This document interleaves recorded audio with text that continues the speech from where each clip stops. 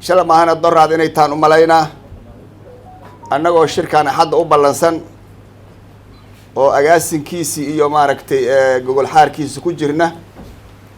waxaana soo gaaray akhbaar dowladda naga soo gaartay khaasatan barnaamij naysarka ama ra-iisul wasaaraha dalka.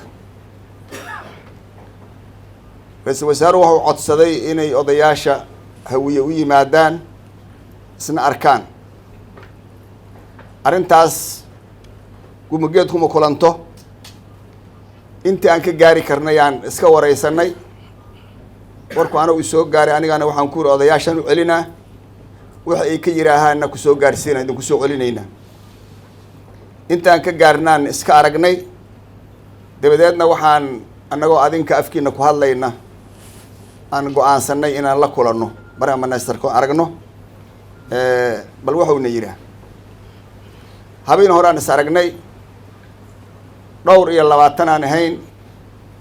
asaguna wuxuu la joogay 5 wasiir iyo asaga 6 ay ahaayeen haddana qaldanay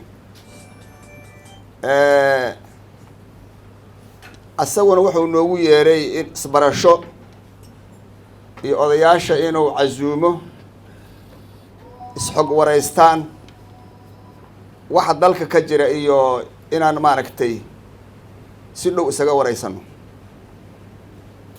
annaguna waxaan qabnay cabasho waxaan qabnay astako waad ogtihiin oo waliba muddo badan ay soo socotay arrintaasu cabashadaas waxay ku saabsaneed saan u arkaynay tacadiyo badan oo aan ka cabanaynay dowladda marka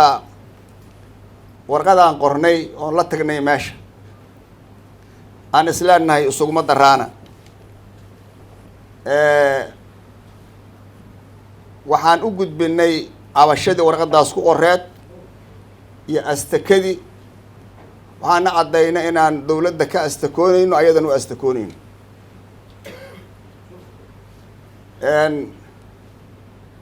kulan dheer iyo falanqayn kadib waxaan ku ballannay annaguna haddaan isu sheegaynaa gogoshaan hadda aan fadhino inaysan dhammaanayn ay fidsan tahay shirkan ou noo soconayo haddii alla yidhaah ilaa laga xalliyo cabashada aan geynay warqadda aan geynay oo wax badani ku jireen oo u badan gobolka Banaadir sida taalla oo u badan concernka iyo walwalka aan ka qabno doorashada hadda la gelaa waxaasoo dhan warqaday ka buuxeen